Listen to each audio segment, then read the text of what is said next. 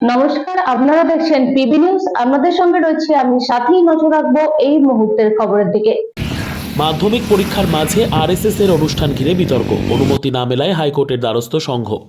রাজ্যে শুরু হয়েছে মাধ্যমিক পরীক্ষা, চলবে 22শে ফেব্রুয়ারি পর্যন্ত। পরীক্ষা চলাকালীন কোনো অনুষ্ঠানে উচ্চস্বরে মাইক বাজানোর নিয়ম নেই। তবে এই সময় বর্ধমানের নবাবহাটের সাই কমপ্লেক্সে রাষ্ট্রীয় স্বয়ংসেবক সংঘের এক অনুষ্ঠান রয়েছে 16ই ফেব্রুয়ারি। তার মঞ্চ তৈরির প্রস্তুতি পরিকল্পনা চলছে জোর কদমে, কিন্তু পুলিশ অনুমতি না দেওয়ায় এবার কলকাতা হাইকোর্টের দ্বারস্থ হয়েছে সংঘ। বৃহস্পতিবার বিচারপতি অমৃতা সিনহার এজলাসে এই বিষয়ে মামলা দায়ের হয়েছে। প্রশাসনের যুক্তি, অনুষ্ঠানের স্থানের কাছে একটি স্কুলে মাধ্যমিক পরীক্ষা চলছে, তাই পরীক্ষার্থীদের কথা মাথায় রেখে মাইক বাজানোর অনুমতি দেওয়া হয়নি। এদিকে সংঘ প্রধান মোহন ভাগবত বর্তমানে রাজ্যে 11 দিনের সফরে রয়েছেন। সাংগঠনিক কার্যক্রম পর্যালোচনা করতেই তার এই বঙ্গ সফর। রবিবারের অনুষ্ঠানে তাকে প্রধান অতিথি হিসেবে আমন্ত্রণ জানানো হয়েছে।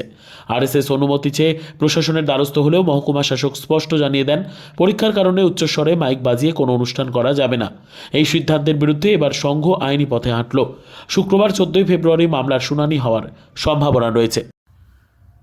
আগামী রবিবার 16ই ফেব্রুয়ারি সাই কমপ্লেক্স টালিতে যে মাঠ আছে সেই মাঠে পূজনীয় সরসংঘ চালক মোহন ভাগবতজির সভার অনুমতি নাকি দেয়নি তৃণমূলের প্রশাসন। মাইক বাজানোর অনুমতি নেই মাধ্যমিক পরীক্ষার কারণে। এটা এই রাজ্যে নতুন কিছু নয়। তৃণমূল সরকারের স্বার্থে আঘাত লাগতে পারে এমন যদি কোনো সভা, কোনো এনজিও, কোনো সামাজিক সংগঠন, সে শিক্ষক সংগঠনই হোক বা অন্য কোনো সংগঠন, যখনই কোনো সভা করে তখনই এই ধরনের বাধার সম্মুখীন হতে হয়। আমরা দেখেছি আমাদের বিজেপি বিরোধী দলনেতা সম্মানীয় শুভেন্দুদার প্রতিটা প্রোগ্রামে এই ধরনের বাধার সম্মুখীন হতে হয়। কারণ এই রাজ্যে তৃণমূলের দলদাস প্রশাসনিক আধিকারিকরা আছেন, তারা তৃণমূলকে সুবিধা করে দিতে যা যা করার সেগুলো করে। এটা খুবই হাস্যকর একটা বিষয় যে পূজনীয় সরসংঘ চালকজির প্রোগ্রামকে ওনারা বাতিল করছেন, মাইকে যে অজুহাত দিচ্ছেন। আমি দায়িত্ব নিয়ে বলছি, খণ্ডঘোষ ব্লকের কৃষ্ণপুর কুকুরায় ঘনরাম চক্রবর্তীর মেলায় যেটা হলো, যেখানে মাইক বাজছিল, প্রশাসনিক আধিকারিক যারা উপস্থিত ছিলেন, সেটা কিভাবে হলো মাধ্যমিক পরীক্ষা চলাকালীন?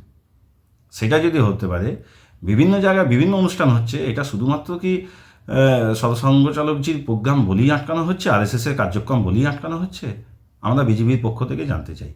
যদিও বিষয়টি সংঘের বিষয়, তারা আইনিভাবে লড়ছেন, কিন্তু এই যে অন্যায় সমাজে চলছে, তৃণমূলের প্রশাসন যেটা করছে, এটা সার্বিকভাবে সকলের প্রতিবাদ করা প্রয়োজন বলে আমরা মনে করছি।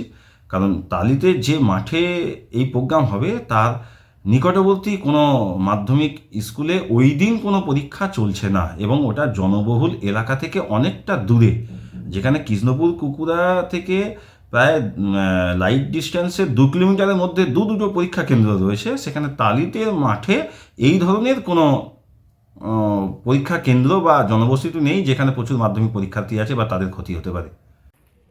Bureau report, PB news.